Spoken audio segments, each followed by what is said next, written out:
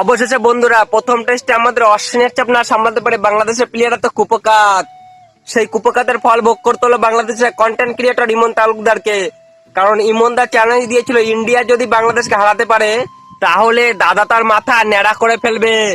অবশেষে ইন্ডিয়া জিতে গেছে, বাংলাদেশ হেরে গেছে, দাদাও তার কথা রেখে দিবে। কারণ দাদা এক বাপের ছেলে, এক কথার ছেলে, দাদার কথার নড়চড় হবে না। তাই তো দাদা তার মাথা ন্যাড়া করেই ফেললো। অবশেষে বন্ধুরা দাদা মাথা ন্যাড়া করতে করতে কি বললো? অবশেষে আমি বলছিলাম বাংলাদেশ যদি ইন্ডিয়ার কাছে হেরে যায় তাহলে আমি আমার মাথা নেড়া করব। এই যে চ্যালেঞ্জ রাখলাম, আমি এক বাপের ছেলে, আমি বাংলাদেশের ছেলে, আমি এক জমানের মানুষ। আমি বলছিলাম বাংলাদেশ যদি হেরে যায় তাহলে আমি আমার মাথা নেড়া করব। আমি আমার বাংলাদেশকে অনেক বিশ্বাস করতাম, আমি আমার বাংলাদেশকে অনেক ভালোবাসি এবং বাংলাদেশের ক্রিকেটারদের উপর আমার অনেক বিশ্বাস ছিল।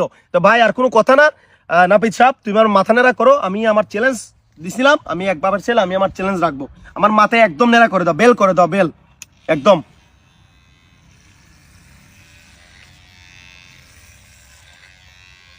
হয় না, এখন হবে। মানে এতক্ষণ নেড়া হয় নাই, মানে তুমি কি বেল করবা? আয় হায় রে, এটাই আমার আসল নেড়া, এতক্ষণ নেড়া হয় নাই। বাংলাদেশের উপর বিশ্বাস করিয়া আমার সব শেষ। আর কোনোদিন বাংলাদেশের খেলা দেখতাম না, আর কোনোদিন বাংলাদেশকে সাপোর্ট করতাম না। অবশেষে দাদা আমাদের অশ্বিন প্রথম ইনিংসে ব্যাট আর পরের ইনিংসে বল করে তোমাদেরকে দিল ধুয়ে, আর তোমরা সেই জলে চলে গেলে আবারও বাংলাদেশে। দাদা আমাদের অশ্বিন কেমন দিল তোমাদেরকে? আর চ্যালেঞ্জ নিবা ইন্ডিয়ার সাথে? আমাদের অশ্বিনের পারফরমেন্স তো তোমাদের গোটা বাংলাদেশ মিলে করতে পারে না, আবার চ্যালেঞ্জ নাও ইন্ডিয়ার বিরুদ্ধে। দাদা তোমাকে অবশ্য টাকলা মাথায় ভালোই লাগছে, তোমাকে কিন্তু সুন্দর লাগছে বেল মাথাতে। অবশেষে দাদা এটা মেনে নিতেই হবে, তুমি এক বাপের ছেলে, এক কথার ছেলে, তোমার কথা নড়চড় হয় না। আর বাংলাদেশের হীরার টুকরা দাদা, তুমি মাথা নেড়া করেই ফেললে দাদা। তুমি চ্যালেঞ্জ দেখেছো দাদা, তুমি এখন থেকে নতুন লুকে ঘুরে বেড়াবে বাংলাদেশ দিয়ে।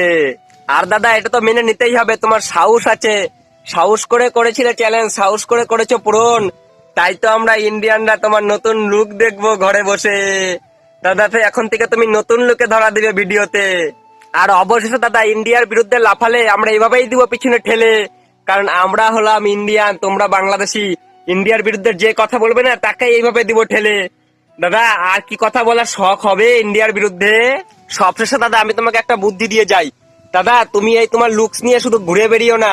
দাদা তুমি তোমার টাকলা মাথার লুকস নিয়ে যদি করো কিছু ড্যান্সের ভিডিও, তাহলে হয়তো তুমি বাড়িয়ে নিতে পারবে তোমার কিছু ফলোয়ার্স। তাই দাদা করো ড্যান্স আর বাড়িয়ে নাও ফলোয়ার্স।